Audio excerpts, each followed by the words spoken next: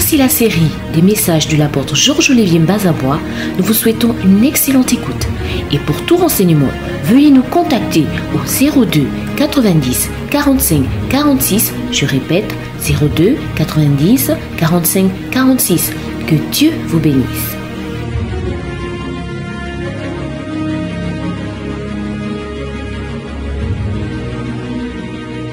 Où prendre la force de faire ce que Dieu nous dit. Je pense que c'est un thème si important. C'est un besoin qu'on a ressenti, un besoin dans l'esprit. On se rend compte que beaucoup de personnes écoutent la parole de Dieu, suivent des messages, savent ce qu'ils doivent faire. Il y a des gens qui sont assis mais qui savent qu'ils doivent aller prier. Il y a des gens qui sont assis, qui savent qu'ils doivent lire la Bible. Il y a des gens qui n'ont pas médité cette journée. Ils savent, la conscience a rappelé, l'Esprit de Dieu même a communiqué la pensée, a interpellé la personne sur le fait d'aller visiter quelqu'un ou encore de prêcher l'évangile aujourd'hui ou de faire quelque chose ou de dire quelque chose de la part de Dieu. La volonté était là, la pensée était là, le désir était là, mais il n'y avait pas de force, mais il n'y a pas eu de capacité, mais il n'y a pas eu d'énergie, il n'y a pas eu d'engouement, il n'y a pas eu quelque chose qui a poussé. Il y a tellement de situations comme ça où nous savons ce qu'il faut faire, nous savons que nous devons nous lever, nous savons que nous devons aller, nous savons que nous devons prier, nous savons que nous devons visiter quelqu'un, nous savons ce qu'il faut faire, mais nous ne trouvons pas la force. Et si nous l'avons fait hier, nous n'avons pas la force de faire la même chose aujourd'hui. Si nous l'avons fait avant-hier, nous n'avons pas la force de faire la même chose le lendemain. Donc, où trouver, où prendre la force de faire ce que Dieu nous demande de faire, où trouver la force.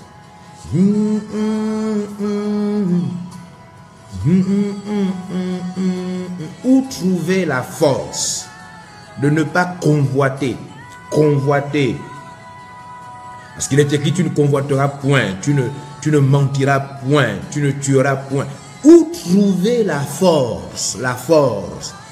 Vous savez que sans cette force de faire la volonté de Dieu, nous devenons hypocrites. Nous devenons hypocrites dans l'église, nous devenons hypocrites dans la foi. Nous faisons semblant de mener une vie de sanctification, nous faisons semblant de mener une vie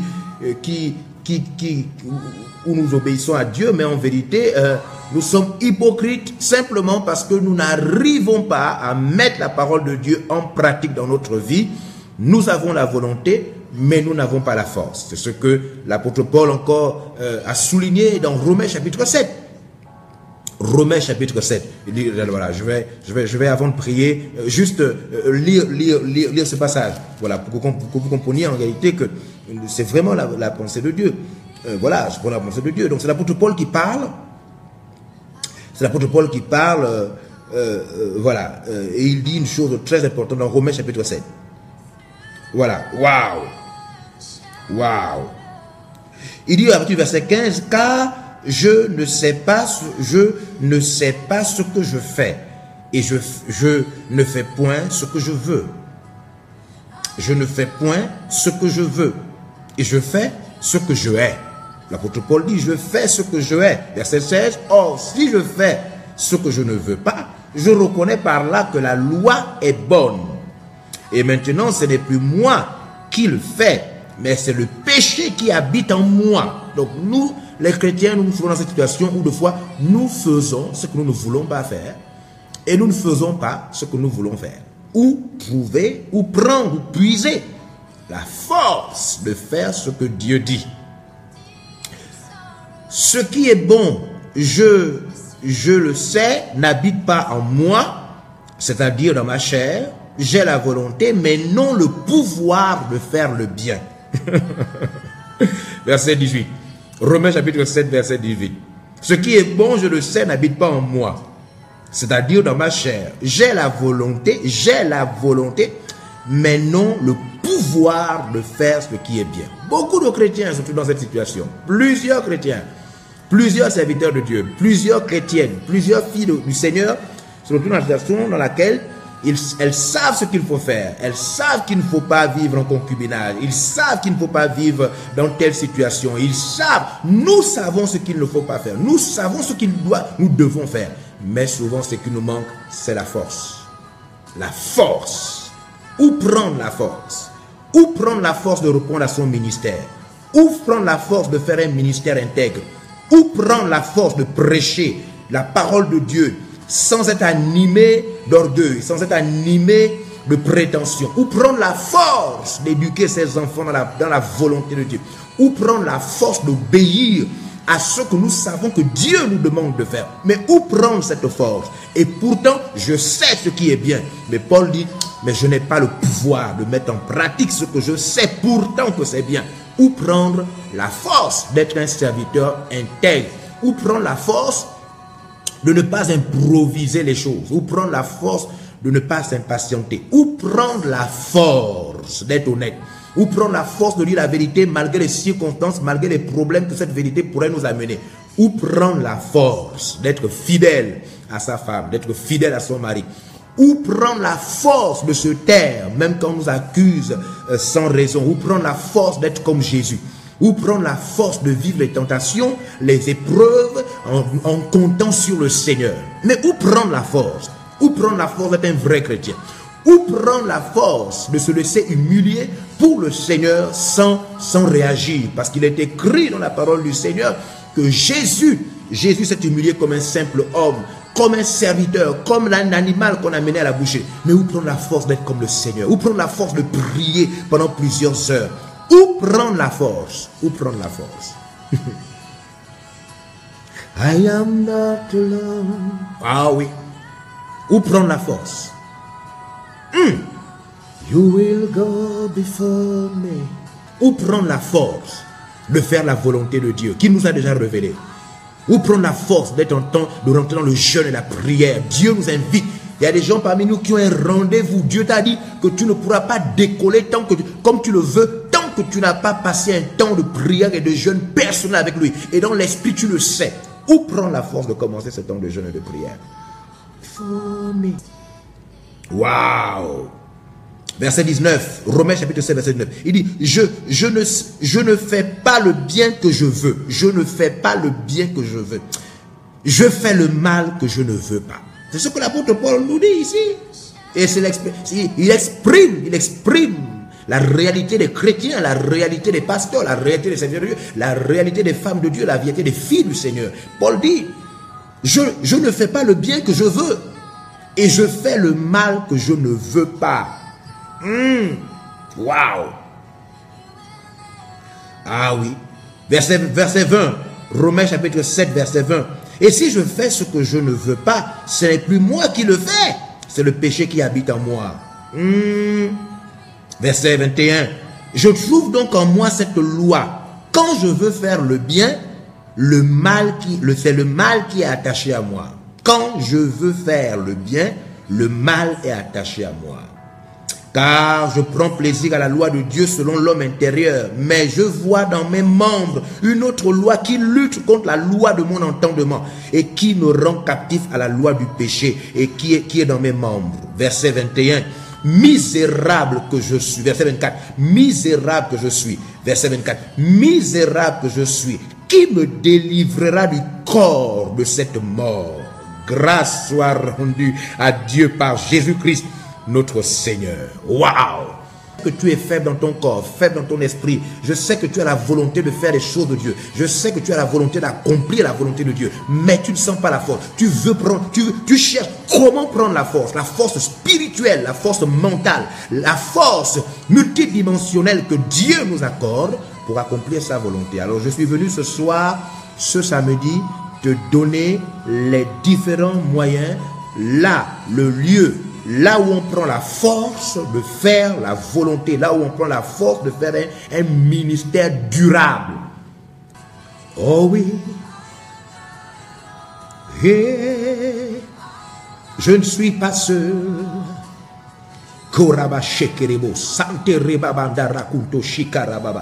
Alors je veux prier avec vous. Voilà, avant de commencer, prions. Notre Seigneur et notre Dieu, tu es le Dieu tout-puissant, le Dieu d'El Shaddai, le Dieu d'Abraham, d'Isaac et de Jacob, le Seigneur, le commencement, l'alpha et l'oméga, le vivant parmi les vivants. Nous te bénissons pour ce direct. Et je prie que cette vidéo, une fois de plus, opère dans la vie de quelqu'un, dans la vie d'un serviteur de Dieu, dans la vie d'un prédicateur, dans la vie d'un prophète, dans la vie d'un apôtre, dans la vie d'un pasteur, dans la vie d'un évangéliste, un docteur. Seigneur, je prie maintenant pour que celui même qui ne connaît pas son don, son appel, trouve à travers, Seigneur, ce direct, l'orientation spéciale de faire et de pratiquer, de recevoir la ressource spirituelle pour accomplir ta volonté. Merci Seigneur, car tu as écrit dans le livre d'Abdias que l'heure des sauveurs est arrivée. C'est le moment des sauveurs. Des gens, Seigneur, qui viennent pour délivrer le peuple de Dieu, les gens qui viennent pour accomplir avec succès la volonté du Seigneur. Je te prie maintenant pour celui qui était faible et qui ne trouvait pas la force de quitter l'alcoolisme, le vin, la bière, les boissons enivrantes. Celui qui n'arrivait pas à quitter la fornication, à quitter l'homosexualité, celui qui n'arrivait pas à quitter le vol, celui qui n'arrivait pas à quitter la cupidité, celui qui n'arrivait pas à quitter la religiosité.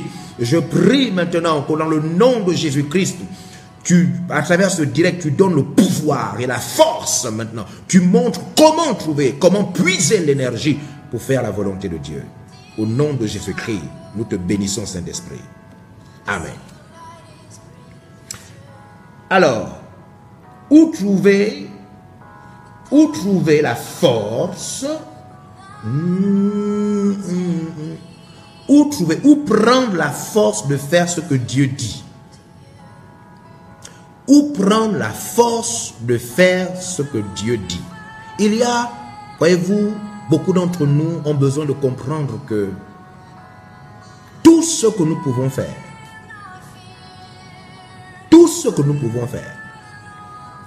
loin de ce que Dieu dit, n'a pas d'importance. Je dis bien tout ce que nous pouvons faire.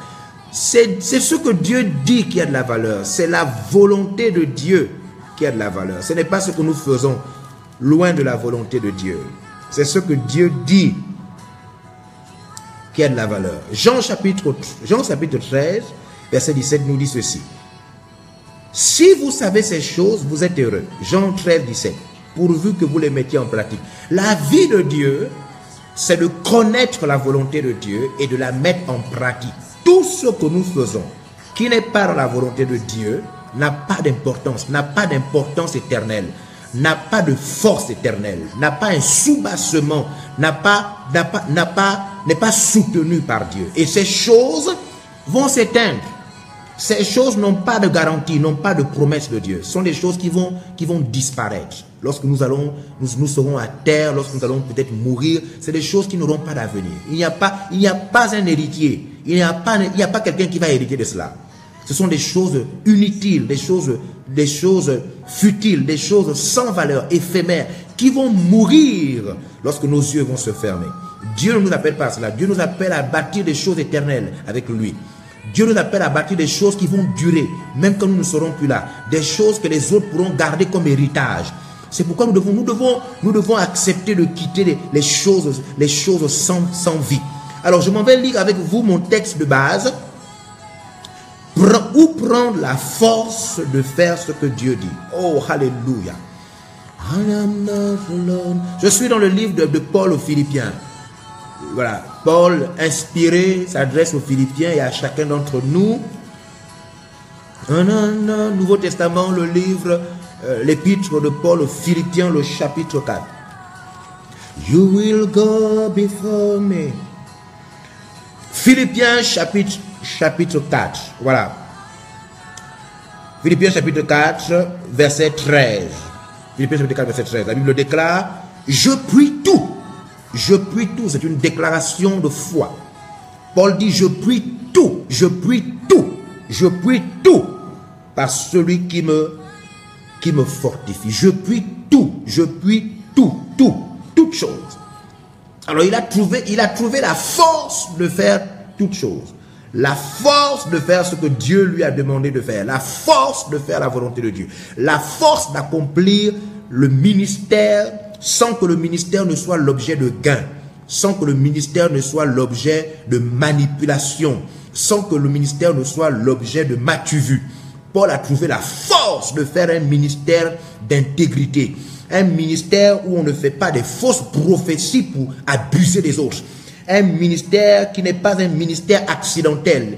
Paul a trouvé la force de pardonner, la force d'accomplir les révélations de Dieu, la force d'avoir des grandes révélations venant du Saint-Esprit sans être orgueilleux, la force d'être un homme simple, la force de faire des miracles, des signes, des prodiges par la puissance de Dieu. La force, il a trouvé la force. Donc il dit, je puis tout, je puis toutes choses, je puis tout par celui qui me fortifie. Il a trouvé sa force en Dieu. Il a trouvé sa force en Christ. Il a trouvé sa force dans l'Esprit. Et nous allons voir comment et pourquoi et par quoi l'apôtre Paul dit-il qu'il a trouvé sa force en celui qui le fortifie. Comment Dieu fait-il pour nous donner la force d'accomplir sa volonté? Comment Dieu fait-il pour nous donner la force d'être intègre? Comment Dieu fait-il pour nous donner la force de la repentance, la force de vivre dans sa parole? Comment Dieu fait-il pour nous donner la force de ne pas faire ce que les autres font? Les autres sont emportés par des courants de doctrine, par des ministères accidentels, improvisés. Comment Dieu fait-il pour nous la force de rester dans le chemin des serviteurs de Dieu, le chemin de la prophétie écrite? Comment Dieu fait-il pour nous donner la force de ne pas aller dans les voies détournées? Les voies détournées. Ils sont nombreux aujourd'hui dans les voies détournées. Nombreux qui vivent de la manipulation, qui vivent des choses que Dieu n'a pas dit. Ils sont nombreux aujourd'hui qui passent par des raccourcis, qui sont obligés de falsifier la route, falsifier le chemin, falsifier le temps. Non, comment? Paul dit non. Il dit je puis toutes choses. Je puis tout par celui qui me fortifie. Pas par des fétiches, pas par des inventions, pas par des pratiques détournées. Il dit non, il dit pas qu'il trouve sa force. Il dit pas qu'il trouve sa force dans l'orgueil, dans des combinaisons charnelles et religieuses. Il dit qu'il trouve sa force dans le Seigneur. C'est dans le Seigneur que nous trouvons la force de dire la vérité, la force de ne pas nous laisser acheter, la force de ne pas être des serviteurs de Dieu d'apparence, d'orgueil, des serviteurs de Dieu d'impressionnisme. Non. La force de faire la volonté de Dieu, la force de rester dans la sainte doctrine, la force de ne pas falsifier la Bible, la force. Ça c'est la force de Dieu, c'est la force de Dieu. Alléluia. Et oui, donc voilà notre thème de ce soir. Où prendre? Et Paul a commencé à répondre. Il dit, je puis toutes choses, je puis tout par celui qui me fortifie. Notre force est en Dieu. La force est en Dieu. La force n'est pas dans des prophéties qui n'ont pas le soutien de la Bible, qui n'ont pas le soutien de la vérité. Non. Voilà. Alors je vais donc vous présenter rapidement, 10 choses. 10 éléments par lesquels vous prenez la force de faire ce que Dieu vous demande de faire. Si vous me suivez ce soir et que vous avez envie de faire du bien, vous avez envie de sortir de votre état de péché, vous avez envie de sortir de la faiblesse, vous avez envie de sortir de l'insécurité spirituelle, vous sentez que vous avez besoin que Dieu vous pousse, que Dieu vous aide, vous avez besoin que Dieu vous montre la voie, Dieu vous montre le chemin, vous avez besoin de l'orientation de Dieu, vous avez besoin de la force de Dieu, vous avez besoin que Dieu vous parle clairement, vous avez besoin de ne pas vous tromper, vous ne voulez pas falsifier des choses, vous ne voulez pas faire des choses comme les autres, vous voulez faire des choses selon la volonté de Dieu, comme c'est écrit dans la Bible, vous voulez être dans le chemin des vrais, le chemin des vrais. Le chemin des vrais, parce qu'il y a le chemin des vrais, il y a le chemin des vrais, il y a le chemin des vrais. Ceux dont le ministère est bâti sur des fondements solides, ceux dont la foi va continuer, même quand tout le monde aura disparu. Parce qu'il y a des gens qui vont disparaître. Il y a des gens qui vont disparaître. Il y a des gens qui parlent beaucoup là qui vont disparaître. Ils vont disparaître. Le fondement n'est pas solide. Le fondement n'est pas fort.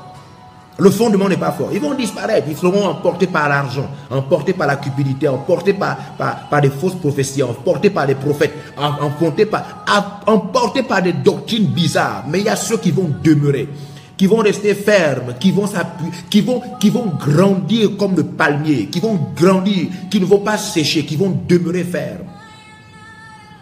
Alors je vous invite à prendre un calepin, si vous n'avez pas de calepin, si vous n'avez pas quelque chose pour noter, parce que ce soir, la parole de ce soir, elle est systématique, elle est graduelle. On va donc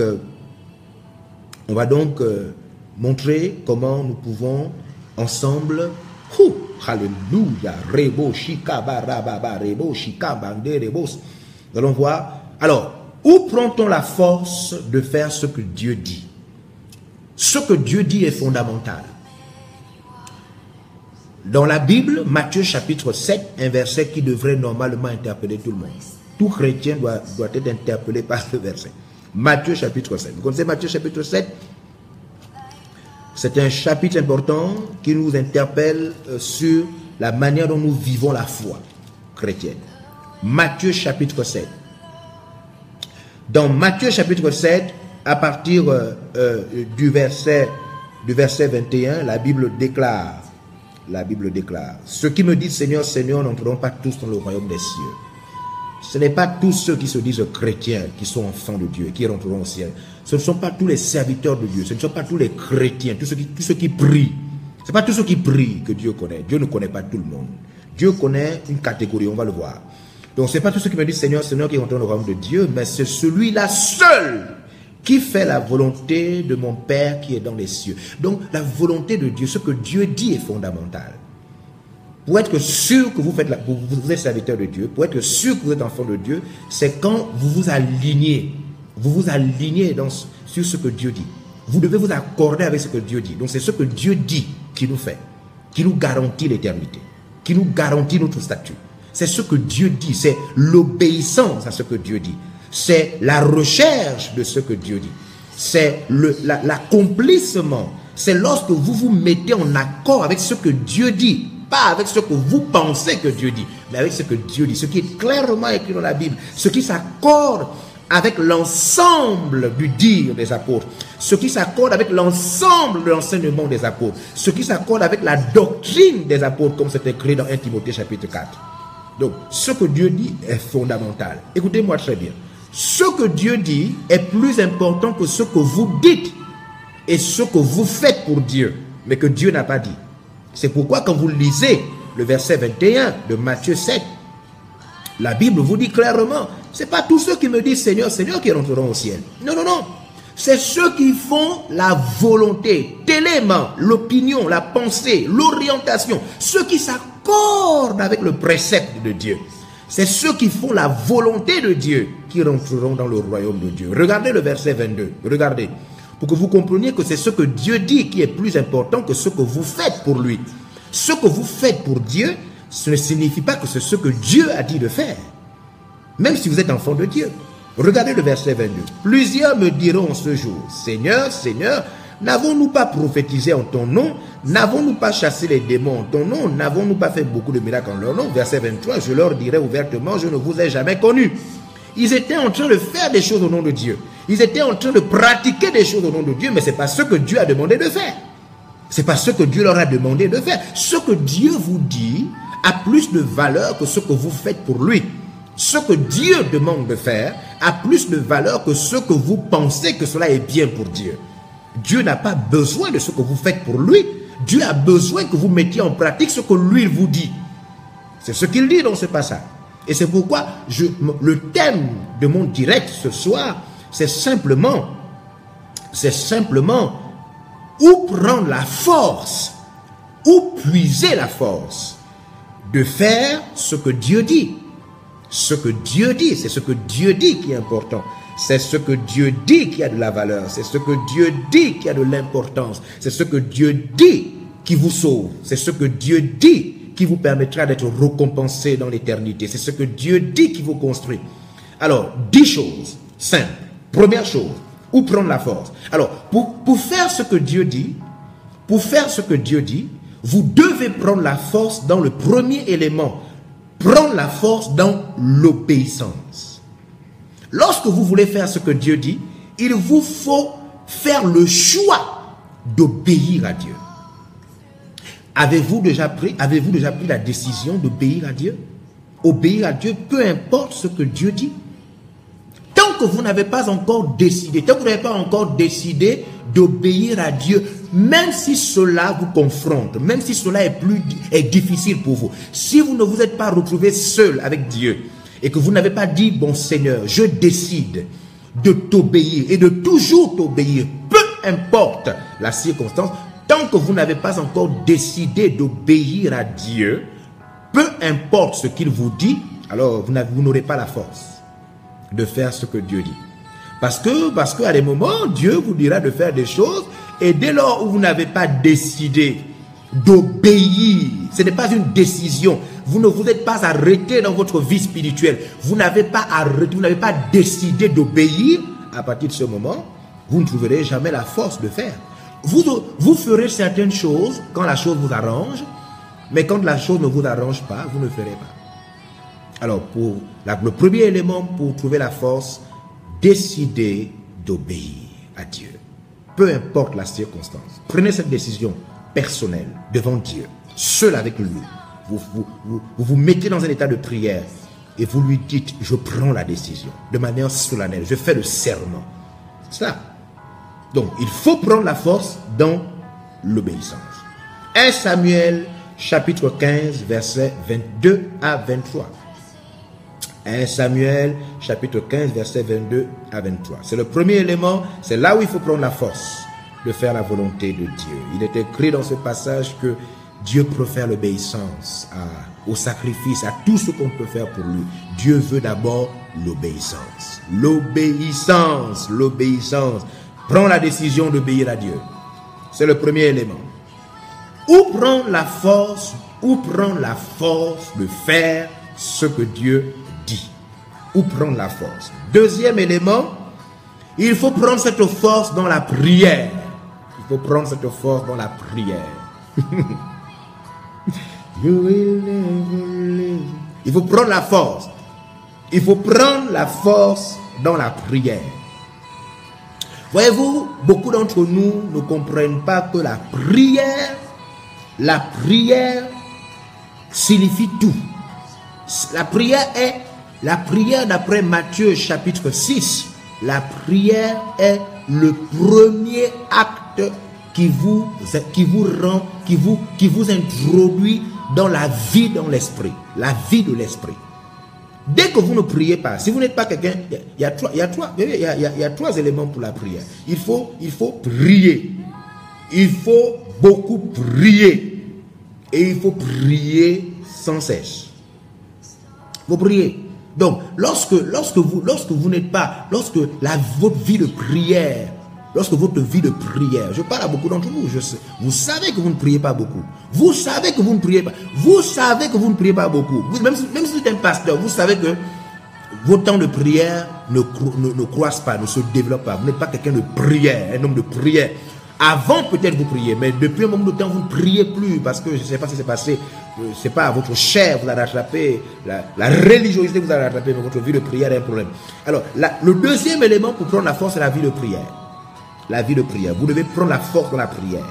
Vous devez prendre la force dans la prière. Vous devez prendre la force dans la prière. Vous devez prendre la force dans la prière. Vous devez prendre la force dans la prière. Vous devez prendre la force à faire des longues prières. Vous devez prendre la force à prier sans cesse. Vous devez prendre la force à prier le matin, à prier le soir. Vous devez prendre la force à prier quand vous lisez la Bible. Vous devez prendre la force à prier en langue. Vous devez prendre la force à prier par l'esprit. Vous devez prendre la force à prier pour les gens, à prier pour les malades. Vous devez prendre la force à prier la nuit, à prier même quand vous vous réveillez dans la nuit. Vous devez prendre la force à prier par la pensée. Vous devez prendre la force à prier, à prier et à prier. Vous devez prendre la force à prier quand vous ne voulez pas prier. Vous devez prendre la force à prier quand vous voulez prier. Vous devez prendre la force à prier avec les autres, à prier seul. Vous devez prendre la force à prier dans l'église. Vous devez prendre la force à prier dans les retraites. Vous devez prendre la force à prier dans le jeûne. Vous devez prendre la force à prier. Prenez la force dans la prière.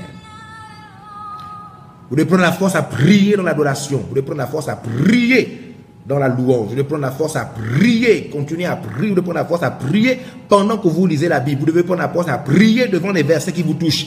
Vous devez prendre la force à prier après une prédication. Vous devez prendre la force à prier pour ne pas tomber dans le péché. Vous devez prendre la force dans la prière. Vous devez prendre la force dans la prière. Vous devez prendre la force dans la prière. La force dans la prière. Dans la prière. Vous devez prendre la force dans la prière. Regardez avec moi Matthieu chapitre 26. Matthieu chapitre 26. Ouh! Wow!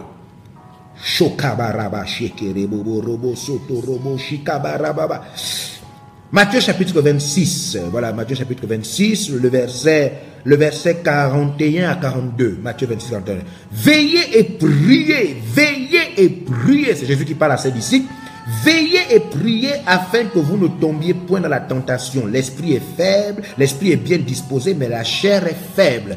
Verset 41, Matthieu 26, verset 41. Veillez, priez. Veillez, priez. Pour obéir à Dieu, pour faire ce que Dieu dit, il faut prendre la force dans la prière. Veillez et priez afin que vous ne tombiez point dans la tentation. Oui. L'esprit est bien disposé, mais la chair est faible. Verset 42. Jésus, il s'éloigna une seconde fois et pria ainsi. Mon Père, s'il est possible, s'il n'est possible que cette coupe s'éloigne sans que je la boive. Mais, oh, que ta volonté soit faite. Donc, Jésus a senti la pression à Gethsemane. Il a failli, sa chair a ressenti l'angoisse, la peur d'accomplir la mission, la peur de mourir pour nos péchés. Mais, parce qu'il était dans la prière, il a trouvé dans la prière la force de faire ce que Dieu lui a demandé de faire. Où prendre la force? Où prendre la force de faire ce que Dieu dit? Dans la prière. Voici donc le deuxième élément. Voilà, le deuxième élément c'est dans la prière. Le premier élément c'est dans l'obéissance, le deuxième élément c'est dans la prière. Troisième élément, où prendre la force? Où prendre la force? Où prendre la force de faire ce que Dieu te dit de faire?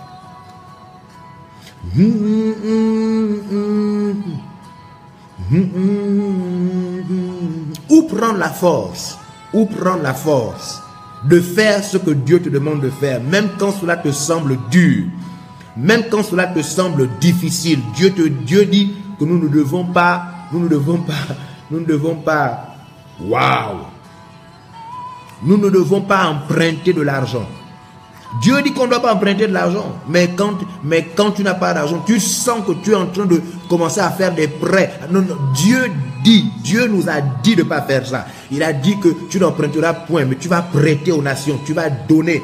C'est ce que Dieu a dit. Mais où prendre la force? Où prendre la force? 3. Prendre la force dans la soumission. La soumission à l'Esprit de Dieu. La soumission à l'Esprit de Dies. Nous devons prendre la force dans la soumission à l'Esprit de Dieu. Voyez-vous, vous devez savoir qu'une des responsabilités, une des choses à laquelle le Seigneur nous appelle, c'est la soumission. Le Seigneur nous appelle à la soumission. À la soumission. Nous soumettre, accepter le commandement, accepter d'être sous l'autorité, accepter d'être soumis à Dieu et soumis à l'ordre de Dieu. Beaucoup d'entre nous ont des problèmes, ils ne comprennent pas que la force se trouve du fait que tu dois accepter qu'on te commande, que l'Esprit de Dieu te commande. L'Esprit de Dieu doit te commander. Il doit te commander non seulement par sa voix, la voix qui parle dans ton cœur, mais l'Esprit de Dieu te commande aussi par l'ordre qu'il a établi dans l'église. Alors, où on prend la force d'obéir à Dieu, où on prend la force de faire ce que... C'est deux fois, il faut simplement faire ce qu'on te demande de faire. La force par la soumission à l'Esprit de Dieu. Alors, je vais vous montrer un élément. Parce que quand je parle d'avoir la soumission, il y a beaucoup de chrétiens rebelles qui pensent qu'il s'agit seulement que c'est Dieu seulement qui te parle. Ça veut dire Dieu te parle et puis tu écoutes. Quand c'est quelqu'un qui te parle, au nom de Dieu, là, tu n'écoutes pas. Non. Je parle de la réelle soumission à l'Esprit de Dieu. L'Esprit de Dieu, c'est le même Esprit qui a inspiré la Bible. Car la parole de Dieu est esprit et vie. Alors, je vais vous montrer, pour mieux vous expliquer de quoi il s'agit quand je parle de soumission. De soumission. Regardez par exemple un élément de soumission. Éphésiens chapitre 5.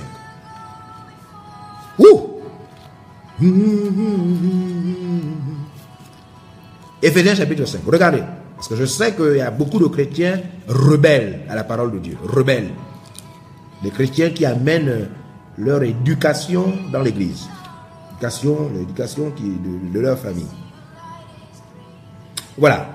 Donc, je suis dans Éphésiens chapitre 5. Regardez, à partir du verset 22 à 23. Éphésiens chapitre 5, verset 22 à 23. Il est écrit, « Femmes, soyez soumises à vos maris comme au Seigneur. » Je ne suis pas en train de parler du mariage, mais le verset qui m'intéresse, c'est le verset 23. J'ai juste pris l'élan sur le verset 22. Donc, « Femmes, soyez soumises à votre mari comme au Seigneur. » Regardez, verset 22, verset 23. « Car le mari est le chef de la femme, comme Christ est le chef de l'Église qui est son corps et dont il est le Seigneur. Alléluia. Et dont il est le Seigneur. Alors, laissez-moi regarder cet élément. Voilà. Je préfère lire jusqu'au verset 24. C'est le verset 24 plutôt qui m'intéresse. Je vais vous montrer un élément juste pour vous amener à comprendre. Or, de même que l'Église est soumise à Christ. Donc la soumission jusqu'au verset 24, Éphésiens chapitre 5 du verset 22 au verset 24. Le verset 24 qui a attiré mon attention. Donc, il dit, comme l'Église est soumise à Christ. Donc vous devez savoir qu'en tant qu'Église, en tant que chrétien, vous êtes appelé à la soumission. On ne peut pas être chrétien sans être soumis. La soumission fait partie des comportements de votre foi. La soumission. Éphésiens 5, versets 22 à 24. Donc, on demande à la femme d'être soumise à son mari. On dit, comme l'Église est soumise à Christ. Donc, quand je parle de prendre la force d'obéir, la force de faire ce que Dieu dit par la soumission, vous devez comprendre que la soumission fait partie du caractère, du comportement d'un chrétien, de notre foi. Nous sommes appelés à la soumission au Seigneur. La soumission au Seigneur. Voilà. Et ce Seigneur s'est organisé de plusieurs manières dans l'Église. Regardez. 2 Timothée chapitre 2, verset 2. Je voudrais vous montrer ce verset. Un élément de soumission. 2 Timothée chapitre 2, 2 Timothée 2, 2. Il est écrit ceci. Et ce que tu as entendu de moi en présence de beaucoup de témoins, confie-le à des hommes fidèles qui soient capables de l'enseigner aussi à d'autres. Donc la soumission de Timothée consistait à ce que Timothée garde l'enseignement qu'il avait reçu et qu'il soit capable d'enseigner aussi à d'autres personnes en leur donnant fidèlement le même enseignement. Donc nous sommes appelés à la soumission. C'est dans la soumission à l'autorité, la soumission à l'autorité de l'esprit, la soumission aux autorités dans l'église, que nous trouvons la force de faire ce que Dieu dit. Cela veut dire que nous sommes appelés à faire la volonté de Dieu qu'on nous demande de faire, même si on ne veut pas faire ça, même si on ne veut pas faire. Dès lors que c'est la parole de Dieu, nous sommes appelés à le faire. Nous devons trouver la force dans la soumission. Il faut nous soumettre, il faut faire. Même si tu n'as pas envie de faire, mais si c'est la volonté de Dieu, si Dieu dit, tu fais. C'est comme ça. Il faut être soumis, il faut trouver la force dans la soumission. Il faut trouver la force dans la soumission. Regardez Acte chapitre 1. Je vais vous montrer quelque chose. Acte chapitre 1. Voilà, il faut trouver la force dans la soumission. Ce n'est pas que tu fais quand tu as envie de faire. Non. Tu fais même si tu n'as pas envie de faire. On te demande de faire, tu fais. Parce que c'est écrit, c'est la parole de Dieu. Alléluia. Alors je voudrais lire juste Jésus. Regardez comment les disciples ont trouvé la force de faire ce que Jésus demandait de faire. Regardez. Acte chapitre 1. Acte chapitre 1. Regardez. Vous êtes avec moi? Voilà. À partir du verset 1. Verset 1 à 2. Acte chapitre 1, verset 1 à 2. Théophile, j'ai parlé dans mon premier livre de tout ce que Jésus a commencé à faire et d'enseigner dès le commencement, jusqu'au jour où il fut enlevé au ciel, après avoir donné ses ordres par le Saint-Esprit aux apôtres qu'il avait choisis. Donc, les apôtres trouvaient la force de faire la volonté de Jésus où? Mais par l'obéissance aux ordres de Jésus. Les apôtres obéissaient aux ordres. Donc, dans la vie avec le Seigneur, on trouve la force de faire ce que Dieu dit en obéissant aux ordres. Il faut apprendre à obéir aux ordres. Hein? C'est très important. Quand tu apprends à obéir aux ordres, tu te surprends en train de faire la volonté de Dieu. Et on nous dit ici que les apôtres ont obéi aux ordres de Jésus, aux ordres. Et Paul dit à Timothée, mon fils, ce que je t'ai dit de faire, tu dois faire. Quand vous lisez maintenant Tite chapitre 1, à partir des versets 4. À partir du verset 4, c'est ce qu'il dit. Paul dit à Timothée, précisément le verset 5. Tite chapitre 1, verset 5. Paul dit quoi à Timothée? Il dit, je t'ai laissé en Crète, afin que tu mettes en ordre selon mes instructions. Fais comme je t'ai dit. Timothée, fais comme je t'ai dit, comme je t'ai dit. À Tite, il dit Tite, fais comme je t'ai dit. Tite chapitre 1, verset 5. Que tu fasses comme je t'ai dit. Donc, faire la volonté, prendre la force de faire ce que Dieu dit, c'est simplement de foi obéir à l'ordre. Quand tu obéis à l'ordre, tu es dans la volonté de Dieu. Vous êtes avec moi? Donc, on prend la force dans l'obéissance, décider d'obéir totalement, dans la prière, on a dit prier, voilà, prier, et ensuite l'obéissance à l'esprit. Et l'obéissance à l'esprit sont les ordres que nous recevons de la part de Dieu, les ordres que la Bible nous donne, les ordres que les autorités spirituelles nous donnent en accord avec les Écritures. Waouh! Voilà, donc ça ce sont les 3 premiers éléments. Nous passons au 4e élément. Passons au 4e élément. Où prendre la force? Où prendre la force de faire ce que Dieu dit? Où prendre la force? Où prendre la force de faire ce que Dieu dit? C'est-à-dire, tu veux faire ce que Dieu dit, mais tu vas prendre la force où? Je n'ai les éléments. Voilà. 4e, il faut prendre la force dans la méditation.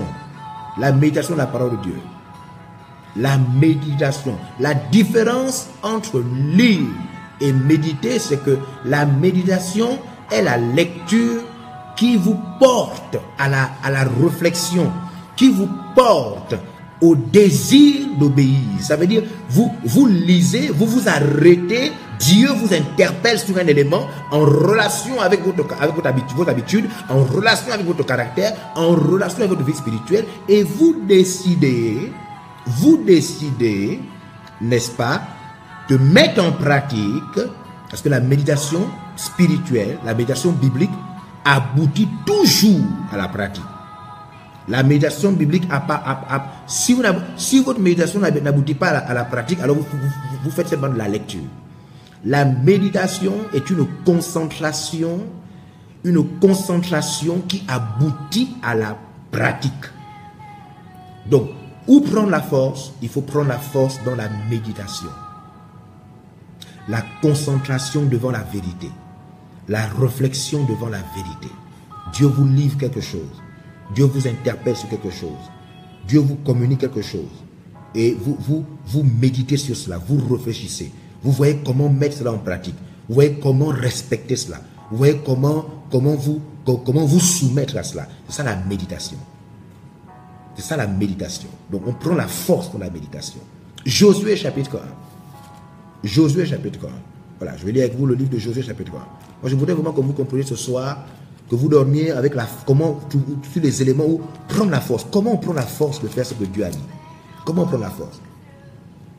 Josué chapitre 1. Dans Josué chapitre 1, voyez-vous, je lis avec vous les versets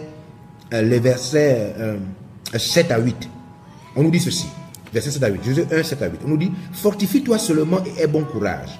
En agissant fidèlement. Donc, Josué devait agir comment? Fidèlement. En agissant fidèlement. Selon toute la loi que Moïse, mon serviteur, t'a prescrite. Ne t'en détourne ni à droite, ni à gauche, afin de réussir dans tout ce que tu entreprendras. Donc, Dieu demande à Josué quoi? De méditer la parole et ne se détourner ni à droite, ni à gauche, de rester fidèle et d'agir, s'il vous plaît, d'agir fidèlement selon ce qui est écrit. Donc, on prend la force d'obéir à Dieu lorsqu'on médite et qu'on décide de pratiquer ce qu'on a médité. Dès qu'on décide de pratiquer, alors là, on reçoit la force. On puise la force dans la méditation. On puise la force dans la méditation de la parole de Dieu. On puise la force dans la méditation de la parole de Dieu. Où prendre la force de faire ce que Dieu dit? C'est notre thème. Où prendre la force de faire ce que Dieu dit? C'est notre thème. Alors, cinquièmement, donc nous voyons le 5e élément, où prendre la force. On a vu qu'il faut prendre la force dans l'obéissance, prendre la force dans la prière, prendre la force dans la soumission à l'esprit et recommandation à l'ordre de l'esprit. Il faut prendre la force dans la méditation, comme avec Josué. Et ensuite, on passe au 5e élément. Prendre la force dans la crainte de Dieu. Prendre la force dans la crainte de Dieu. Il faut prendre la force dans la crainte de Dieu. Ceux qui n'ont pas la crainte de Dieu n'ont pas la force de mettre en pratique ce que Dieu dit. Ils n'ont pas la force. Même s'ils veulent faire, ils ne peuvent pas. Ils ne peuvent pas parce qu'ils ne craignent pas Dieu. Ils ne respectent pas Dieu. Ils ne voient pas Dieu sous son réel visage. Ils voient Dieu comme une religion. Ils voient Dieu comme des pratiques. Ils ne voient pas Dieu comme une personne à craindre, comme un feu dévorant, comme un Dieu qui peut vous arracher l'éternité, comme un Dieu qui peut vous tuer, le corps, l'âme et l'esprit. Ils ne voient pas Dieu de cette manière. Et c'est pourquoi ils ne craignent pas Dieu. Et pourquoi ils craignent pas. La crainte de Dieu, nous dit la Bible, la crainte de Dieu, c'est le commencement. Alors, je vais vous donner un élément de la crainte de Dieu. Je vais lire avec vous le livre de Lévitique, dans l'Ancien Testament. Lévitique, chapitre 19. Lisez avec moi Lévitique, chapitre 19. Je vais vous montrer quelque chose. Lévitique, chapitre 19. S'il vous plaît. Vous êtes là avec moi? Regardez ce qu'on appelle la crainte de Dieu. La crainte de Dieu. Lévitique, chapitre 19, verset 14. Lévitique 19, 14. Donc, prendre la force dans la crainte de Dieu. Si vous craignez Dieu, vous aurez la force de faire ce que Dieu vous demande de faire. Si vous savez que Dieu peut vous tuer, Dieu peut vous arrêter la vie, Dieu peut détruire votre famille. La Bible dit ne craignez pas celui qui peut tuer le corps. Craignez celui qui peut tuer le corps et l'esprit. Dieu. Il faut craindre Dieu. La crainte de Dieu est un message de l'Ancien et du Nouveau Testament. La crainte de Dieu est si importante. Nous devons craindre Dieu. C'est la crainte de Dieu qui nous donne la force de ne pas faire certaines choses. De ne pas nous livrer à la vie de débauche. De ne pas retourner dans le monde. La crainte de Dieu. La crainte. Quand vous n'avez pas la crainte de Dieu, vous n'avez pas la force de faire ce que Dieu dit. Alors Lévitique 19, 14 nous dit ceci. Tu ne maudiras point le sourd, et tu ne mettras point devant un aveugle rien qui puisse le faire tomber. Et ça, c'est la crainte de Dieu. Car tu auras la crainte de Dieu. Je suis l'Éternel. Vous voyez ce passage? Ce passage dit que tu ne dois pas maudire le sourd. Ça veut dire le gars n'entend pas. Il n'entend pas. Et toi, tu profites du fait qu'il n'entend pas pour l'insulter. On dit non. Il est écrit que tu ne dois pas maudire. Tu ne dois pas profiter du fait que le sourd n'entend pas. Tu ne dois pas profiter du fait que personne ne te voit. Tu ne dois pas profiter du fait que personne ne te voit. Tu ne dois rien mettre devant l'aveugle pour le faire tomber. Même s'il ne voit pas. Tu ne dois rien faire de mal sous prétexte que les gens ne te voient pas. C'est ce qu'on appelle la crainte de Dieu. La crainte de Dieu, c'est que de même que tu es sérieux devant les gens, de même que tu te comportes devant les gens, tu dois te comporter tel, même quand tu es seul. C'est ça la crainte de Dieu. Vous voyez comment vous voyez? Nous sommes hypocrites, nous les chrétiens. Nous sommes hypocrites, les hommes. Parce que ce que nous faisons devant les gens, ce n'est pas ce que nous faisons quand nous sommes seuls. Et ce que nous faisons quand nous sommes seuls, ce n'est pas ce que nous faisons devant les gens. Alors là, on n'a pas la crainte de Dieu. Nous devons avoir la crainte. Nous devons puiser la force de faire ce que Dieu dit par la crainte de Dieu. La crainte de Dieu. La crainte de Dieu. La crainte de Dieu. Alors, regardez avec moi le livre de Proverbes. Je vais prendre Proverbes 10, 27. Voilà, regardez un peu ce passage. Proverbes 10, 27. Je vais vous montrer quelque chose. Où prendre la force de faire ce que Dieu dit? Où prendre la force? Alors, Proverbe 10, verset 27, on nous dit, la crainte de l'Éternel augmente les jours. La crainte de l'Éternel augmente les jours, mais les années des méchants sont abrégées. Donc, il faut avoir la crainte de Dieu. La crainte de Dieu augmente les jours, Même si vous deviez mourir, Dieu augmente vos jours.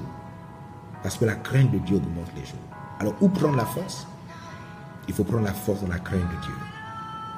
La force de faire ce que Dieu dit, c'est avoir la crainte de Dieu. La crainte de Dieu nous donne la force de faire ce que Dieu dit, même s'il n'y a pas de gens, même si les gens ne sont pas là. Nous faisons ce que Dieu a dit. Ça. Waouh! Alors, quand vous n'avez pas la crainte de faire, je voulais vous montrer quelque chose. Il y a des gens qui n'ont pas la crainte de Dieu. Regardez avec moi Jérémie. Je crois que je vais avoir le temps de faire un petit direct. Quand j'écoute certaines personnes faire des choses, dire des choses, je me rends compte que la crainte de Dieu est une chose qui a disparu dans la vie de plusieurs personnes. Plusieurs personnes ne craignent plus Dieu. Il y a des gens, ils ne sont pas pasteurs. Ils n'ont jamais été appelés par Dieu. Jamais. Mais eux-mêmes se font proclamer pasteurs. Il y a des gens qui ne sont pas prophètes. Ils ne sont pas prophètes. Personne n'a reconnu leur appel. Personne ne leur a imposé les mains. Il n'y a eu aucun conseil qui s'est assis pour examiner leur appel et pour valider cela. Comme Actes chapitre 13. Ils n'ont plus la crainte de Dieu. Ils n'ont plus la crainte de Dieu. Ils sont nombreux. Ils n'ont plus la crainte de Dieu. Ils se font appeler hommes de Dieu. Ils n'ont pas été appelés par Dieu. Regardez avec moi quelques passages. Regardez avec moi Jérémie chapitre 23. J'aurai l'occasion de faire tout un direct sur ce passage. Jérémie chapitre 23. Oh, Saint-Esprit. Au verset 14. Jérémie chapitre quoi? C'est tout un chapitre que j'aurai l'occasion de expliquer. Je vais vous montrer un élément juste qu'il y a des gens qui n'ont plus la crainte de Dieu. Jérémie chapitre 23. Jérémie chapitre 23, à partir du verset 14. Mais dans les prophètes de Jérusalem, j'ai vu des choses horribles. C'est Dieu qui parle. Il dit, j'ai vu des choses horribles. Les prophètes de Jérusalem. Ils sont adultères. Ils marchent dans le mensonge. Ils fortifient les mains des méchants, afin qu'aucun ne revienne de sa méchanceté. Ils sont tous à mes yeux comme Sodome, et les habitants de Jérusalem comme Gomorrhe. C'est pourquoi ainsi parle l'Éternel des armées sur les prophètes. Voici, je vais les nourrir d'absinthe. Je vais leur faire boire des eaux empoisonnées. Car c'est par les prophètes de Jérusalem que l'impiété s'est répandue dans le pays. L'impiété s'est répandue. Vous savez, il y a les faux prophètes, eux, ils disent aux gens qui sont dans le péché, ils prophétisent le bien sur les gens qui vivent loin de Dieu. Les faux prophètes, ils sont nombreux, ils ne sont pas appelés par Dieu. Ils prophétisent le bien sur les gens qui sont dans le péché. Ils augmentent l'impiété. Ils font des promesses aux méchants. Ils disent aux méchants qu'il sera béni, il sera prospère, alors que le méchant a besoin de se repentir. Bon, je reviendrai sur le sujet plus tard pour vous dire que il y a beaucoup de gens qui n'ont plus la crainte de Dieu. Ils n'ont plus la crainte de Dieu. Regardez. Ah, Seigneur, oh Seigneur, oh Seigneur.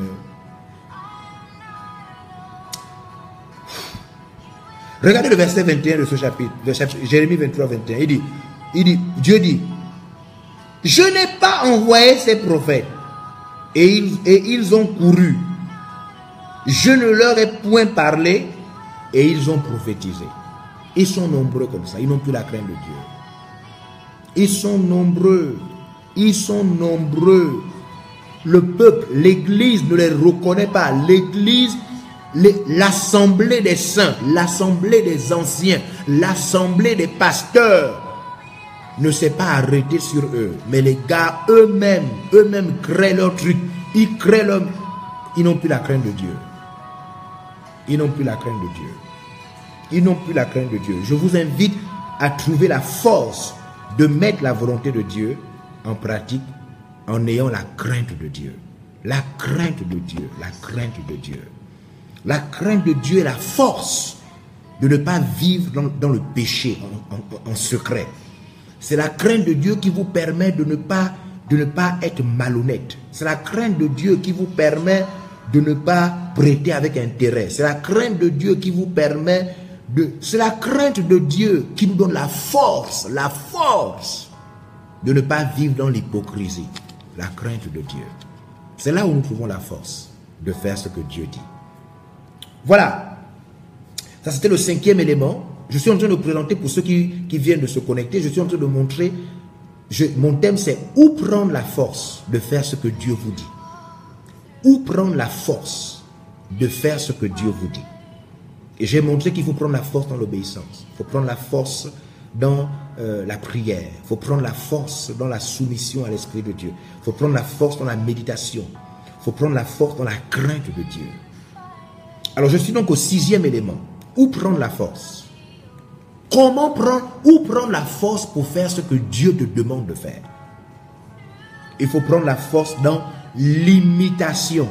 L'imitation des vrais serviteurs de Dieu. Prendre la force dans l'imitation. Ah, Seigneur. Prendre la force dans l'imitation. Deux fois, nous voulons créer nos choses. Notre société est une société d'orgueil et de fierté inutile. Beaucoup d'entre nous pensent qu'ils ne sont importants que s'ils peuvent eux-mêmes créer, inventer. Nous ne sommes pas tous appelés à commencer. Beaucoup d'entre nous sont appelés à suivre. Beaucoup d'entre nous sont appelés à suivre, à obéir, à être la continuité de quelque chose qui a déjà commencé. La Bible dit qu'il n'y a plus rien de nouveau sur terre. Tout ce qui est a déjà existé. Alors nous ne devons pas connaître le complexe de continuer, le complexe de suivre quelqu'un, le complexe d'obéir, le complexe de devenir disciple. Nous sommes des disciples de Christ. Alors, le principe de l'imitation, imiter, le principe de l'imitation est tellement biblique. Tellement biblique. Le principe de l'imitation, c'est l'esprit de disciple. Beaucoup de gens n'ont pas l'esprit disciple. L'esprit disciple, c'est-à-dire l'esprit qui peut suivre. Beaucoup de gens échouent, beaucoup de gens n'iront nulle part dans leur vie parce qu'ils ne peuvent pas être élèves. Parce qu'ils ne peuvent pas être élèves, parce qu'ils ne peuvent pas apprendre de quelqu'un, parce qu'ils ne peuvent pas suivre quelqu'un, parce qu'ils ne peuvent pas être loyal, parce qu'ils ne peuvent pas se mettre derrière quelqu'un et le suivre continuellement. Beaucoup de gens ne n'iront nulle part dans leur vie. Beaucoup de gens ont échoué parce qu'ils n'ont pas eu la force d'être un élève qui va tous les matins écouter un professeur, écouter un maître. C'est pourquoi ils ont échoué dans leur vie. C'est pourquoi ils ont échoué. Il y a des gens qui sont si orgueilleux, si prétentieux, au point où ils ne deviendront personne parce qu'ils ne peuvent pas suivre, parce qu'ils ne peuvent pas se mettre derrière, parce qu'ils ne peuvent pas suivre quelqu'un. Ils sont incapables de voir les qualités, incapables de voir l'esprit supérieur, incapables de voir le génie intérieur d'autrui. Ils pensent que leur valeur se trouve dans le fait qu'eux aussi doivent créer pour eux. La prétention, l'orgueil, le complexe. La prétention, l'orgueil, le complexe. Nous devons prendre la force dans l'imitation. Imiter est simple. Imiter, c'est simple. Obéir à Dieu en faisant simplement comme les autres font. Les autres qui sont dans la volonté de Dieu. C'est ce que Paul dit à Timothée. Mon petit, ce que tu as appris de moi, donne ça à d'autres personnes qui eux aussi vont faire la même chose. Alors allons-y lire les passages.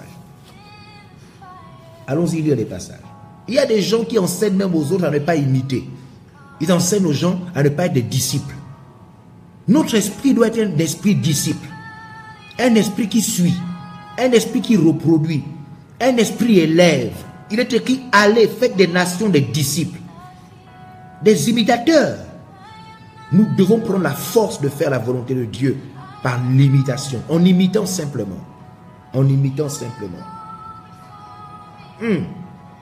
1 Corinthiens chapitre 11. 1 Corinthiens chapitre 11.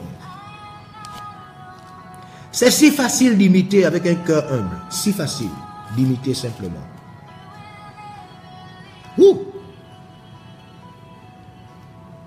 Voilà, 1 Corinthiens chapitre 11 nous dit ceci, chapitre 11 verset 1. Paul dit, soyez mes imitateurs comme je le suis moi-même de Christ. Soyez mes imitateurs comme je le suis moi-même de Christ. Donc nous sommes appelés à imiter. Dans l'imitation se trouve la force d'accomplir. Nous imitons simplement. Nous imitons simplement. Il y a tellement de bonnes choses à imiter. Il y a tellement de bonnes choses. Il y a tellement de choses vraies à imiter. Il y a tellement de choses honorables à imiter. Il y a tellement de choses justes à imiter. Il y a tellement de choses intelligentes à imiter. Je ne sais pas pourquoi les gens s'embrouillent à faire des choses qui ne sont pas crédibles, qui ne sont pas sérieuses. Satan, Lucifer, a ce complexe. Il a voulu créer pour lui-même. Il était incapable de suivre. Il n'a pas un esprit disciple. Satan n'a pas un esprit disciple. C'est ça sa faiblesse. Nous devons trouver la force de faire ce que Dieu nous demande de faire dans l'imitation. Imitez simplement et vous vous surprendrez en train d'accomplir la volonté de Dieu. Voilà. 7. Je suis au 7e élément. Où trouver la force? Où trouver la force de faire ce que Dieu dit? Où trouver la force? Trouver la force de faire ce que Dieu dit dans la foi et la patience. La foi et la patience. Faire ce que Dieu dit. Faire ce que Dieu dit par la foi et la patience. C'est simple. Alors, cet élément est très important. Lisez avec moi Hébreu. Regardez un peu comment ce 7e élément fonctionne. Trouver la force de faire ce que Dieu dit par la foi et la patience. Parce que vous devez comprendre que la foi sans la patience s'arrête. Donc la foi sans la patience vous conduit à l'incrédulité. C'est-à-dire, vous croyez, mais puisque vous ne pouvez pas croire de manière constante, vous finissez par arrêter de croire. Ce n'est pas la foi du début qui vous sauve. C'est la foi de la fin. Ce n'est pas la foi du début qui nous sauve. C'est pourquoi le livre d'Apocalypse insiste en disant à celui qui vaincra, c'est-à-dire celui qui ira jusqu'à la fin. C'est la foi patiente. C'est la foi patiente. C'est la foi patiente qui nous donne la force de faire ce que Dieu dit. Regardez avec moi le livre de l'Épître aux Hébreux. Épître aux Hébreux chapitre 6. Hébreux chapitre 6. Hébreux chapitre 6. Hébreux chapitre 6 nous dit ceci. En sorte que vous ne vous relâchez point et que vous imitiez ceux qui par la foi et la patience et la persévérance, autant pour moi, par la foi et la persévérance héritent des promesses. Donc comment on fait pour faire ce que Dieu nous demande de faire? Ma pensée c'est, mon thème c'est, où prendre la force de faire ce que Dieu vous dit? Je vous explique dans mon 7e point que vous prenez la force de faire ce que Dieu vous dit dans la foi patiente, la foi qui continue, la foi qui sait attendre, la foi qui sait persévérer jusqu'à la fin. Votre foi ne peut pas vous sauver si votre foi ne peut pas être patiente.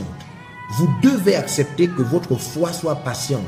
Vous devez accepter de compter sur Dieu, même si ça doit vous prendre 10 ans, 20 ans, 30 ans, 40 ans, même si ça doit vous prendre toute votre vie.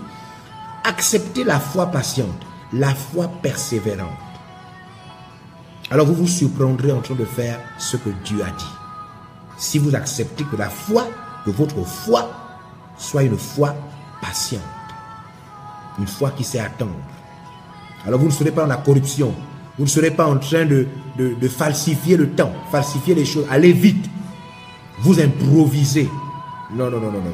Acceptez de vivre la foi patiente. La foi patiente. N'allez pas falsifier le mariage. N'allez pas ramasser n'importe qui. N'allez pas faire alliance avec le mari de l'enfer, la femme de l'enfer. Non. La foi patiente. La foi patiente. Donc c'est dans la foi patiente qu'on prend la force. On est là, on patiente. On croit et on patiente. On croit et on patiente. Et on est en train de faire la volonté de Dieu. C'est ça. Alléluia. Donc ça c'était notre 7e élément. Voilà notre 7e élément. Et nous passons à notre 8e élément. Où prendre la force? Où prendre la force? Alors, prendre la force dans la pensée, prendre la force. C'est-à-dire, comment faire ce que Dieu me demande de faire? Comment prendre la force? Où prendre la force de faire ce que Dieu me demande de faire? Je vous dis, prenez la force dans la pensée d'être envoyé. La pensée. Vous devez être animé par la pensée d'être envoyé. Je suis un envoyé. Dieu m'a envoyé. Je représente Dieu. Je suis envoyé par Dieu. Ne vous prenez pas pour un simple citoyen, un terrien, un habitant de votre ville, un habitant de votre pays. Non, non, non. Ressentez la commission. Ressentez la mission dans votre vie. Dieu vous a commissionné. Dieu vous a envoyé. Si vous vous sentez envoyé par Dieu, alors vous trouverez la force de faire ce que Dieu vous a dit. Si vous vous sentez envoyé, par Dieu, alors vous trouverez la force. La force. Regardez un peu ce passage. 1 Pierre chapitre 4. 1 Pierre chapitre 4. Regardez combien de fois la pensée de Dieu peut vous armer, peut devenir une arme en vous. La pensée de Dieu peut devenir une arme en vous. Je dis que vous devez trouver la force de faire ce que Dieu vous demande de faire dans la pensée que vous êtes un envoyé de Dieu. Vous êtes un envoyé de Dieu. Dieu vous a commissionné. Dieu vous a établi.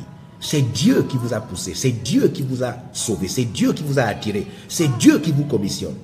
Regardez un peu 1 Pierre chapitre 4. 1 Pierre chapitre 4. Il est écrit ceci. Ainsi donc, Christ ayant souffert dans la chair, vous aussi, armez-vous de la même pensée. Armez-vous de la même... Donc, vous supportez la souffrance parce que vous avez la pensée que Christ a souffert. Alors, puisque Christ a souffert, moi aussi j'accepte de souffrir. Donc, la pensée de Dieu devient une arme pour vous. Une arme pour vous. Alors, si vous vous sentez envoyé par Dieu, alors vous vous surprendrez en train de faire ce que Dieu vous demande de faire. Lorsque quelqu'un se sent envoyé, voyez-vous, il est facile pour lui de faire ce pourquoi il a été envoyé. Parce qu'il se sent envoyé, parce qu'il sait qu'il est envoyé. Est-ce que vous vous sentez envoyé? Est-ce que vous êtes assis comme quelqu'un qui est envoyé?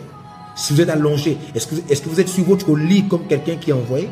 Est-ce que demain, lorsque vous allez vous relever, vous allez ouvrir les yeux comme quelqu'un qui a été envoyé? Et si vous devez parler demain, si vous devez prêcher, si vous devez chanter, si vous devez louer, si vous devez donner à Dieu, est-ce que vous allez donner comme quelqu'un qui est envoyé par Dieu? Alors vous devez vous laisser animer par la pensée que Dieu vous a envoyé. Et vous vous surprendrez avec la force de faire ce que Dieu vous demande de faire. Voilà, lisons un autre passage. Voilà, les passages qui montrent que, les passages qui vous permettent d'être animé de la pensée que vous êtes envoyé. Mais c'est le livre de Matthieu, chapitre 28, que vous connaissez très bien. Dans Matthieu, chapitre 28, à partir du verset 18, qu'est-ce que Jésus vous dit? Il dit, tout pouvoir m'a été donné, dans le ciel et sur la terre. Alors, quand vous savez que Jésus vous a envoyé, et qu'il a tous les pouvoirs, et qu'il a toute la puissance, il a tous les droits, il a toutes les possibilités, à partir de ce moment, vous trouvez la force de faire ce que Dieu vous demande de faire. Parce que vous savez que Jésus vous envoie avec toute la puissance, avec toute la capacité, toutes les possibilités que Jésus possède. Donc vous comprenez cela. Donc, animez-vous de la pensée d'être un envoyé de Dieu. Animez-vous de la pensée d'être un envoyé de Dieu. Et cela sera facile pour vous de faire ce que Dieu vous demande de faire. Alors, je passe maintenant à mon 9e élément qui est l'avant-dernier élément. Je vous disais que ce soir, mon entretien ne serait pas trop long. Donc, l'avant-dernier élément, voilà. Où prendre la force de faire ce que Dieu vous dit? Où prendre la force de faire ce que Dieu vous dit? Vous devez prendre la force de faire ce que Dieu vous dit dans la sanctification spirituelle. Attention, sanctification spirituelle. Alors, je pouvais m'arrêter à dire la sanctification, mais je suis très souvent en désaccord avec l'interprétation religieuse qu'on trouve dans plusieurs milieux chrétiens. Il y a des interprétations qui ne sont pas bibliques. Des choses que les chrétiens font beaucoup, plusieurs choses que les chrétiens font, mais qui ne sont pas bibliques. Qui ne sont pas de la parole de Dieu, qui ne sont pas des choses qui ne sont pas écrites. La sanctification est spirituelle. Elle est spirituelle. Elle est biblique. La sanctification repose sur la parole de Dieu. La sanctification, ce n'est pas ce que vous pensez. La sanctification, ce n'est pas là où vous pensez que c'est la sanctification. La sanctification n'est pas à la limite de votre interprétation. Non, non, non, non, non. La sanctification, ce n'est pas ne pas commettre les péchés que vous ne commettez pas. Non, non, non, non. La sanctification, ce n'est pas ça la sanctification. La plupart des chrétiens se sentent sanctifiés quand ils n'ont pas commis la fornication. La plupart des chrétiens se sentent sanctifiés quand ils n'ont pas commis l'adultère. Voilà les deux éléments. La plupart des chrétiens se sentent sanctifiés quand ils n'ont pas commis un vol dramatique. Ils sont là, ils disent qu'ils sont sanctifiés. Et dès que quelqu'un a commis l'un de ces trois péchés, l'adultère, la fornication et peut-être un grand vol ou quoi, ils disent que cette personne est dans le péché. Et eux se sentent sanctifiés. Non, non, non, non, non, non, non, non. C'est pas ça la sanctification spirituelle. La sanctification spirituelle repose sur la totalité des recommandations de Dieu. Il s'agit de vivre une vie de quelqu'un qui a été déclaré saint. Dieu vous a déclaré saint par Christ. Maintenant, vous alignez vos comportements, vous alignez vos comportements à ce que Dieu a dit. Regardez, je vais vous montrer quelque chose. Je vais lire avec vous quelques passages, juste pour... Parce que vous savez, avant, c'est quelque chose qui m'a beaucoup embêté. On était jeunes, on a grandi, et puis, il y a... Oh, Saint-Esprit. Mais je veux casser cette doctrine, où certaines personnes se sentent sanctifiées, alors qu'ils ne font pas ce que Dieu a dit, mais parce qu'ils ne sont pas en fornication, parce qu'ils ne sont pas en adultère, ils pensent qu'ils sont sanctifiés. Vous n'êtes pas sanctifié parce que seulement vous évitez 2 péchés. Vous n'êtes pas sanctifié parce que seulement vous évitez 3 péchés. Non, non, non, c'est pas ça la sanctification. La sanctification, c'est lorsque vous alignez votre vie par rapport à la déclaration, à la totalité des déclarations de Dieu. La sanctification, c'est quand vous vous mettez au diapason des vérités bibliques. C'est pas quand vous ne commettez pas certains péchés que vous trouvez graves. C'est pas ça la sanctification. Mon Dieu. Lisez avec moi quelques passages, s'il vous plaît. Je vais lire Romains chapitre 1. Je vais lire Romains chapitre 12. Romains chapitre 12. Romains chapitre 12. Lisez avec moi quelques passages. Je vais vous montrer quelque chose. Il y a des frères qui se sentent saints, des sœurs qui se sentent saints, des pasteurs qui se sentent saints, alors qu'ils ne sont pas saints. Et ils mettent l'accent seulement sur la fornication et l'adultère.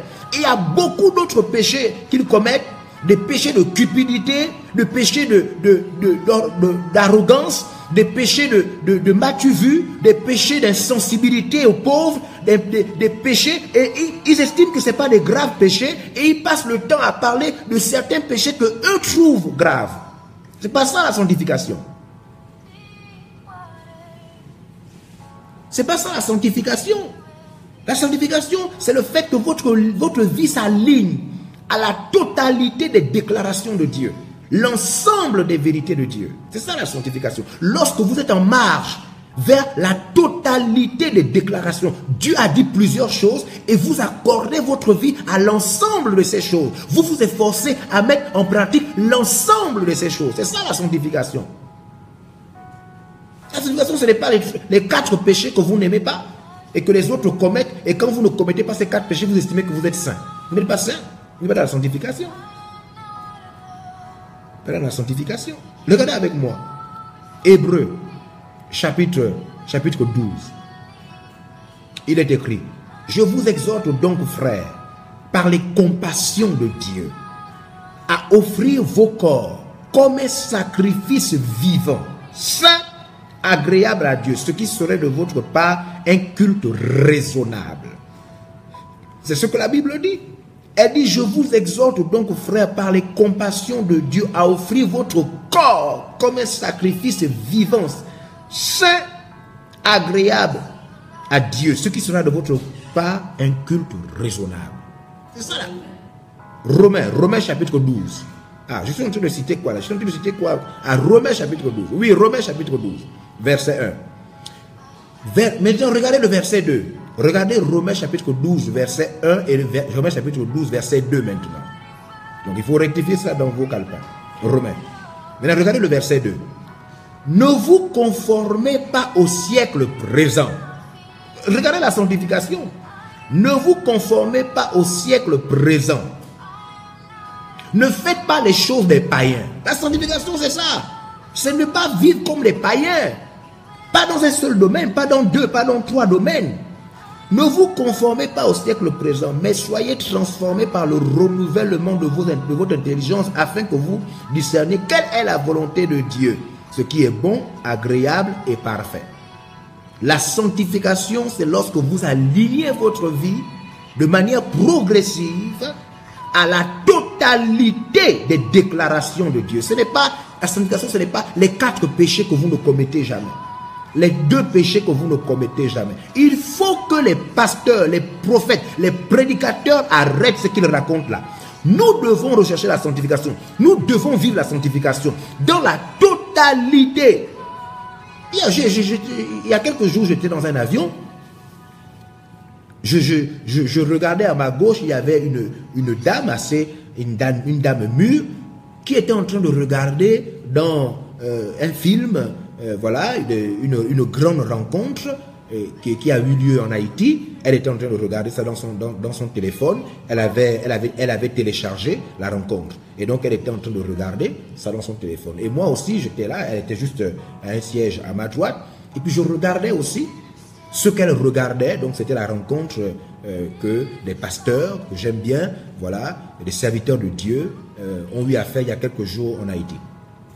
Et puis, du coup, pendant qu'elle était en train de regarder cela, elle était en train de suivre dans son téléphone portable, quelqu'un d'autre est passé, voilà, entre les différentes rangées dans l'avion, et puis quelqu'un a heurté son épaule.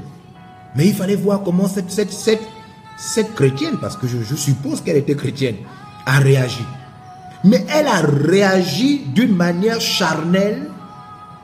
Ce n'était pas en accord avec ce qu'elle était en train de suivre. Parce qu'elle était en train de suivre la prédication et elle était en train même de chanter les cantiques qui passaient. Je l'ai regardé, j'ai dit, oh, mais celle-là est chrétienne, mais elle a blâmé le passager qui était en train de passer et qui a heurté son épaule, mais elle a blâmé avec une manière, mais je me suis dit, voilà, voici les chrétiens.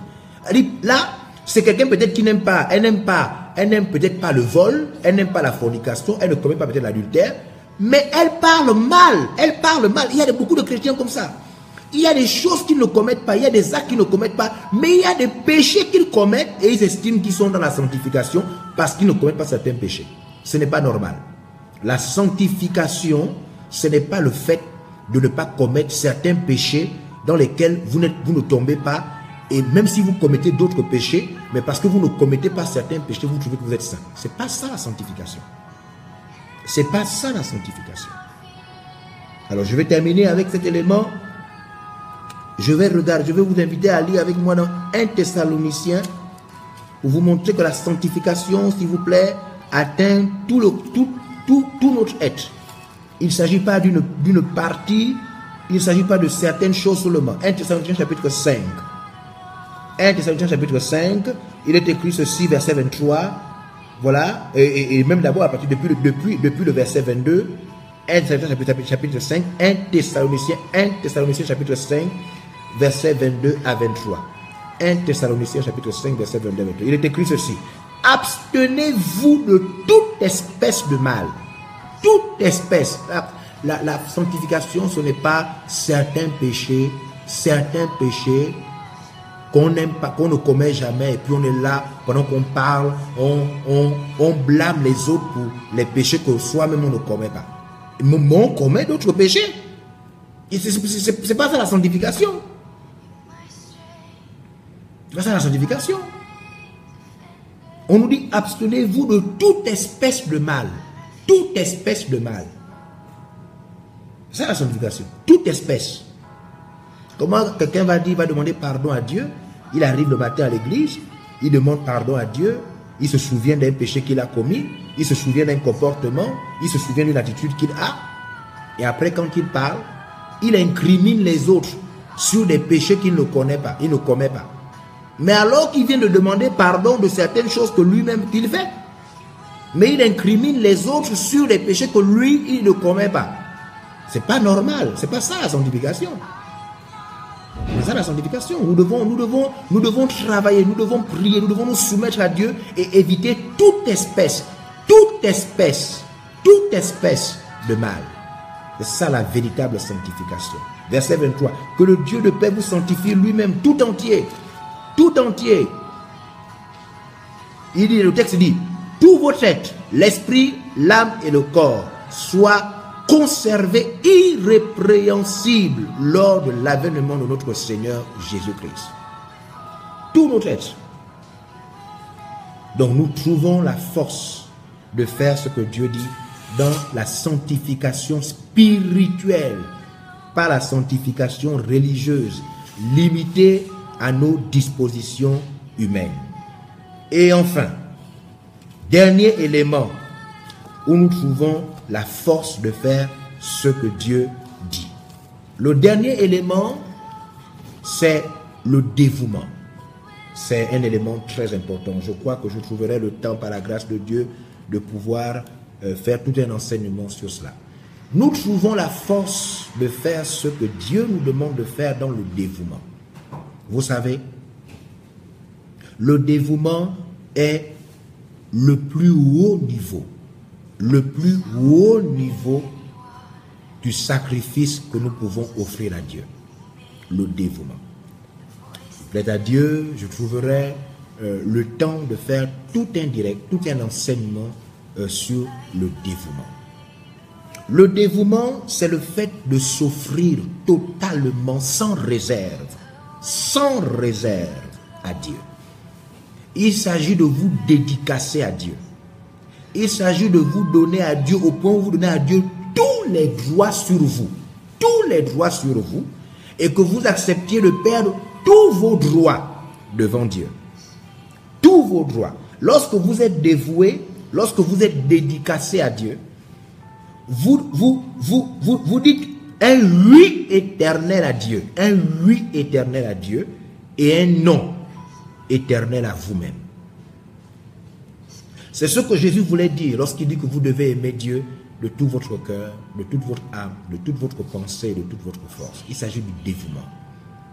Il s'agit du plus haut niveau, le plus haut niveau du sacrifice.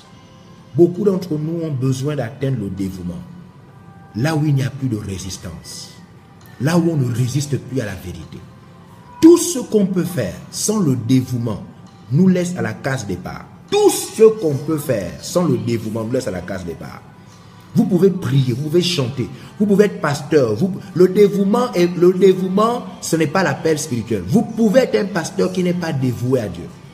Vous pouvez être un pasteur consacré qui n'est pas dévoué à Dieu. Vous pouvez être prophète sans être dévoué à Dieu. Vous pouvez être appelé, vous pouvez avoir des dons spirituels. Vous pouvez avoir des dons spirituels sans que vous ne soyez dévoué. Le dévouement est le plus haut niveau de sacrifice. C'est le fait que votre vie soit sémée. C'est-à-dire, vous sémez votre vie en terre, dans la terre de Dieu. Vous vous plantez en Dieu. Vous mourrez pour Dieu, au point où Dieu a tous les droits sur vous. Les droits de vous rectifier. Les droits de vous tuer. Le droit de prendre votre vie. Le droit de vous utiliser comme un instrument. Le droit de faire de vous un célibataire à vie. Le droit de faire de vous un évangéliste. Le droit de vous arracher votre travail. Le droit de vous demander de le servir à temps plein. Le droit de faire de vous ce qu'on appelle le dévouement. C'est le degré que plusieurs personnes doivent atteindre. Nous devons rechercher le dévouement. C'est le dévouement qui différencie les saints. C'est le dévouement qui différencie la taille de notre travail pour Dieu. C'est le dévouement qui nous donne la force de faire ce que la plupart des gens n'arrivent pas à faire. C'est parce que la plupart des gens ne sont pas dévoués. Les gens ne sont pas dévoués à Dieu. Alors, je ferai tout un direct pour cela. Je ferai tout un message. Je vous donnerai tous les éléments pour le dévouement. Mais laissez-moi lire juste quelques passages. Vous donner quelques passages. C'est le dévouement qui permet à Paul de parler de cette manière. Galates chapitre 2. Galates chapitre 2. C'est ce qui manque aux chrétiens. Ce qui manque aux chrétiens. Encore plus à nous les chrétiens francophones. Nous ne sommes pas dévoués. Nos vies ne sont pas des offrandes. Nous avons de la retenue. Nous n'avons pas fait un serment à Dieu. n'avons pas fait un serment à Dieu. Dieu a le droit de toucher certains domaines de nos vies, mais il y a d'autres domaines où Dieu n'a pas encore le droit de travailler. C'est parce que nous manquons de dévouement. C'est le dernier degré de sacrifice. Donc, Galates chapitre 2, voilà, verset 20, Paul dit ceci. J'ai été crucifié avec Christ, et si je vis, ce n'est plus moi qui vis. C'est Christ qui vit en moi. Si je vis, ce n'est plus moi qui vis. C'est Christ qui vit en moi. Le dévouement, c'est le dernier niveau. C'est pourquoi Jésus a dit, celui qui voudra gagner sa vie, la perdra. Mais celui qui acceptera de perdre sa vie à cause de moi et de la bonne nouvelle, la gagnera. Marc chapitre 8, verset 35. Marc chapitre 8, verset 35 et le verset 36. C'est le dévouement. Tant que votre vie n'est pas dans la direction du dévouement, même si vous parlez de Dieu, même si vous prêchez, même si vous avez des titres, votre vie n'est pas une sémence. C'est le dévouement, le dernier niveau. C'est ce qui manque. Quand les gens disent que je n'ai pas la force, quand les gens disent je ne sais pas comment faire, quand les gens posent la question, ah mais pasteur, mais ancien, comment tu fais? Il n'y a pas un secret, c'est le dévouement. Ils ne sont pas dévoués. Quand on n'est pas dévoué, on reste à la case départ. Même si on crie, on fait sortir le feu, on prophétise sur les gens, on raconte des histoires, en vérité on est à la case départ. Il y a des manifestations de Dieu qu'on ne verra jamais dans sa vie. Tant qu'on n'a pas fait le serment de mourir pour Dieu. Tant qu'on n'a pas dit à Dieu, fais de moi ce que tu veux. Casse-moi. Seigneur, même si tu ne me donnes rien, je t'appartiens. Même si tu ne m'exauces pas, je te suivrai jusqu'à la mort. Tant qu'on n'a pas décidé de se dédicacer à Dieu, il y a des manifestations de Dieu qu'on ne verra jamais. Jamais. Jamais, on ne verra jamais. Il y a un niveau de Dieu qu'on n'atteindra jamais. Jamais. Et je vous parlerai de ces différents niveaux que seul le dévouement nous accorde. Seul le dévouement nous accorde. C'est le dévouement qui est la force qui nous permet de faire ce que Dieu nous demande de faire. Voilà donc, je viens de partager avec vous 10 éléments. 10 éléments. Comment faire? Où prendre la force? Où prendre la force de faire ce que Dieu nous demande de faire. Où prendre la force de faire ce que Dieu nous demande de faire. Que Dieu vous bénisse. Bonne journée chez vous pour ceux qui sont ailleurs, au Canada et un peu partout. Et pour ceux qui sont dans la zone de l'Afrique, l'Europe, bonne nuit. Que Dieu vous bénisse. Amen.